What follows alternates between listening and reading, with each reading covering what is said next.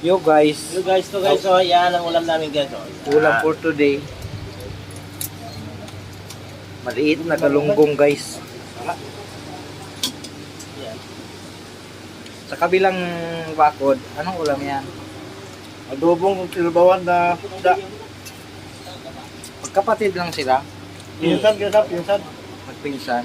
Kasi ito may item yung kasi maano, putla. Kaya magpinsan sila. Oo. Kuya Jo Marie, kumain ka na. Ano sa'yo, GMN? Ah, yummy. Lami kayo. Kuya Jo Marie, Masarap yung sabaw. kanin na masarap.